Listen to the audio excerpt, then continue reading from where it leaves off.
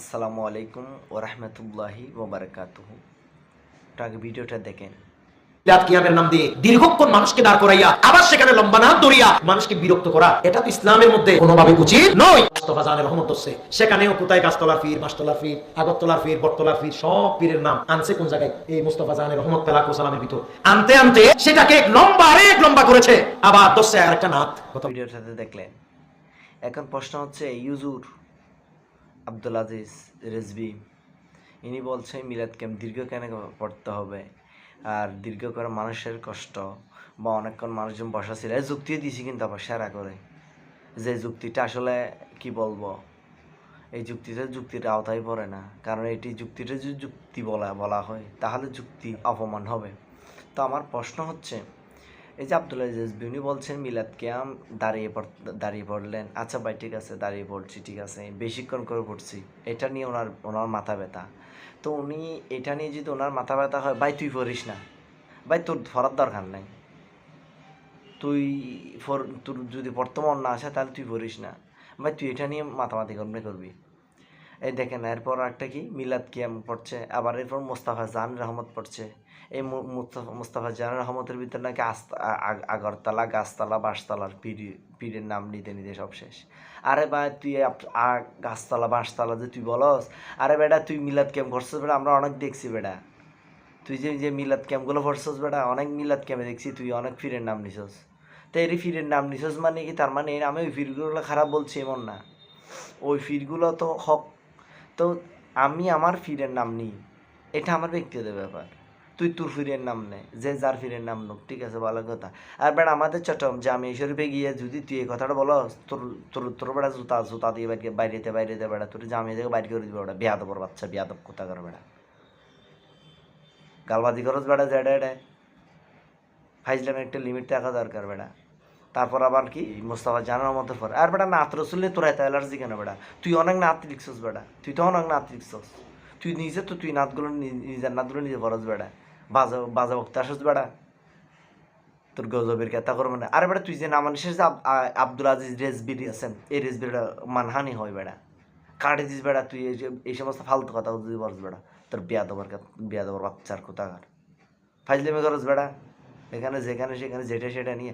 আরে বেটা তুই তো এখন তো এতদিন যাই করছিস মোটামুটি সবাই মানে নিছে, আর তোর কতগুলা কি বলতাম, তোর কতগুলা দালাল কতগুলো আছে না, বেয়াদবের বাচ্চা কত, এগুলা তো আরো উল্টা উতলা হয়ে গেছে। আরে আমার শাইক বলছে আমার সাথে, তোর শাইক বেটা এই তো তোর দালালগুলার তো মানুষের কমেন্টে গিয়ে বেটা আজে বাজে কথা বলতেছে বেটা, তুই এগুলো কিছু বলতে পারিস না, বেয়াদব কোথাকার। তুই তো এখন তাই এতদিন মোটামুটি যা করছ সবাই মানে নিছে, মোটামুটি কিছু মানছে কিছু মানে নাই, এরকম মোটামুটি কিছু হয়েছে। কিন্তু এখন বর্তমান যে কথাটা বলছো মিলাদ ক্যাম্প নিয়ে বেটা, তোর তো অ্যাটলিস্ট আর কেউ আর কার কথা বলতে পারবো না, কিন্তু আমি নিজে তোর জুতার বাইরে দিব ওটা, তোর কোনো কারণে যদি পাই তোর আমি জুতার বাইরে দিব, এটা তুই রেডি থাকিস। আর আমার কথা তোর কান পর্যন্ত যায়, তোর হিম্মত তুই আমার সাথে বসিস বেটা, আমি তোর সাথে বসবো,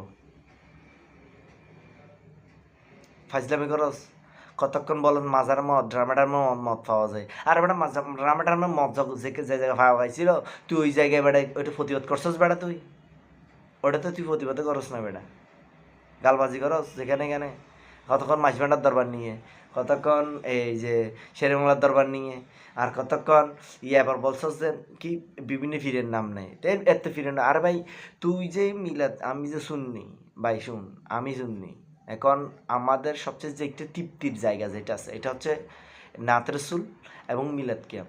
এখন আমি যাই করি না কেন, কিন্তু আমার ব্যক্তিগতভাবে আমি শান্তি পাই মিলাদ কিয়ামে। এখন কারোর কথা আমি বলতে পারবো না। আর তুই বলছিস আগরতলার ফির, গাছতলার ফির, এই চালার ফির, ওই চলার ফির, এই যে কথাগুলো বলতেছিস তুই যে যে জামিয়া শরীফ থেকে তুই জামিয়া আহমদিয়া সুন্নিয়া কামিল মাদ্রাসা থেকে যে তুই পড়াশোনা করছস, জামিয়াতে তো সাইন্সের স্ত্রী কুটকে মুস্তাফা জাহান রহমতের মধ্যে সালাম দেয়, এই তৈবশা বাবাজিকে সালাম দেয়, খাজা গরিব নওয়াজকে সালাম দেয়, পিরার পীর দস্তগীরকে সালাম দেয়, তাহলে তুই এত এত বাজেগুলো এই আজে বাজে কথাগুলো কেমনে বলতেছিস বেটা, তুই তার মানে তুই কি এদেরকে গাছতলার বাসতলা ফির বলছস, তুই তো যেভাবে বলছস মানে এটা সবাই আস্তে গাছতলা, আগরতলা গাছতলার ফির বলতেছস তুই বেটা, ফাইজলামি করস, বেয়াদব একটা লিমিট টাকা দরকার বেটা, ভালো হয়ে যা তুই। মনে হয়তো তুই তো ওই ডলারকে কালারটা পাল্টাই ফেলছস, সুন্নি নাম দিয়ে আমাদের মাথার ওপর লবণ লেগে বরে গিয়ে চলে যাচ্ছস বেয়াদব। আয় বেটা, তোর হিম্মত থাকলে তুই আমার সাথে বস। আমাদের অনেক আকাবিররা তোর বলছিল তুই কি আর কয়েকদিন কিছুদিন আগে একটা বলছিলে আমি জানলা কি আর করতাম গুনা বাবা মৌলানা। আরে বেটা বাবা মৌলানা গুনা যদি, হ্যাঁ ঠিক আছে তোর যুক্তি রাইট, হ্যাঁ মানুষের কেমনে তুই গুনা কমাছে। আরে বেটা গুনা শব্দ অর্থ তো এক শব্দ অর্থ তো ভুল হয়ে আছে, তো এটা বরজ নাই। আমি যদি তোর যদি অনেক যদি ইয়ার বলি অনেক রাত রসুল আছে যেগুলোর মধ্যে যদি শিরিক আছে, কি তোর মতে শিরিক আর কি, আমাদের মতে শিরিক না, তোর মতে শিরিক। এই যে কবি নজরুল, তুই শিরিক কবি নজরুল তুই মুর্শেক ফাতা দিতে পারবি?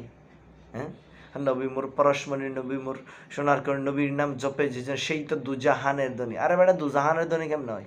নবীর নাম জপলে কি দুজাহান ধ্বনি হওয়া যায় তোর মতে, তোর যুক্তিতে? কারণ নাম জপতে হবে আল্লাহর, তা আল্লাহর নাম যদি জপতে হয়, আল্লাহর নাম জপলে না তুমি এই জগতেও ধ্বনি ওই জগতেও ধ্বনি। তা এখন তুই যদি বলছিস নবীর নাম জপলে দুই জগতের ধ্বনি, তোর মতে শিরিক, কিন্তু আমার মতে শিরিক না। এটা অবশ্যই নজরুল রাইট লিখছে। আরেকটা কালাম আছে না, খোদার প্রেমে শরাব প্রিয়ে বেহুশ হয়ে পরের হয়। হ্যাঁ, এই যে খোদার প্রেমে শরাব মানে তো মদ। তো তুই শরাব, তুই তো এখানে তো খোদার প্রেমে, খোদার সাথে যদি প্রেম করতে হয় তাহলে শরাব খাইতে হবে। শরাব মানে মদ। এত মদ খাইলে কি খোদার সাথে প্রেম হবে? আর খোদার সাথে প্রেম করতে গেলে মদ খাইতে হবে তোর মতে। এইগুলা তুই শিরিক বল? বাইক জোতা দিয়ে বাইরে বেড়া তোর গাল ফাটতে লাড়ি ফেলতে হবে, বেয়াদব কোথাকার। সংশোধন হয়ে যা বেড়া, সংশোধন হয়ে যা তুই। এখন তুই যে মিলাদ কেমনি যে কথা বলছিস, এই কথাগুলা যেগুলো বলছস অন্তর রক্তক্ষরণ হচ্ছে। তোর সুন্দর ভাষায় বলছে, এখন তুই তাই করে বলছি বেড়া। ভালো হয়ে যা, ভালো হয়ে যা, ভালো হইতে টাকা লাগে না। আর তুই তো যে আমার তো যে মনে হয় তুই তো ডলারকে কালার ফেলতে ফেলছস মোটামুটি। অ্যাটলিস্ট এটাও তুই মোটামুটি তুই আজে বাজে যা বলছস তা মোটামুটি কিছু মানছে, কেউ মানে না। এখন তুই যেটা বলছস এটা নিয়ে তো মোটামুটি অ্যাটলিস্ট শূন্য অঙ্গনে কেউ তোরে সমর্থন করবে না। এবং যারা সমর্থন করবে ওয়ার্ডগুলো মুখে নিতেও এত খারাপ লাগে। জঙ্গলি পীর রহমতুল্লাহ আলাই যে মাদ্রাসাটা করছস, ওই মাদ্রাসার যে পীর, এই যে যার নাম করছস জঙ্গলি পীর রহমতুল্লাহ আলাই, উনি অনেকবার হাসতেই। তো তুই তো আমার মনে হয় তুই তো ওনারাও সালাম দোস না, আর ওনারাও তো তুই তো ওই জায়গায় ওনার নাম দিয়ে মাদ্রাসাতে করছস, তুই তো ওনারা বকা দিছস, ওনারা গাল তুই তো বেটা নিমু খারাম, যেই প্লেট দিয়ে তুই ভাত খাইছস ওই প্লেটে তুই নষ্ট করে দিছস, ফুটা করে দিছস বেটা। তুই ভালো হয়ে যা, বসছি তোর এখনও বলছি তুই ভালো হয়ে যা, ফাইজলামি করিস না।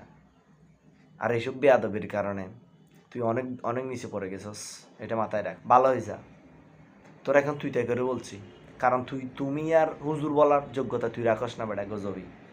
তোর আব্দুল আজিজ রজবির কথা করো মানি, তুই এই বিষয়গুলা তুই মিলাদ কেমনে যে কথাগুলো বলছস এগুলো নিয়ে অন্তর বেশি কষ্ট পেয়েছি আমি না, সবাই পুরো সুন্নি অঙ্গতে।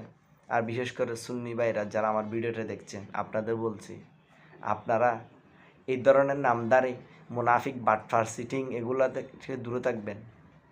বেশি কিছু বললাম না। আর আমার ভিডিওটা যদি পারেন এই রজবির কান পর্যন্ত পৌঁছায় দিতে সহযোগিতা করুন। আর যে কথাগুলো বলছে এগুলোর জন্য ওনার তওবা করতে হবে,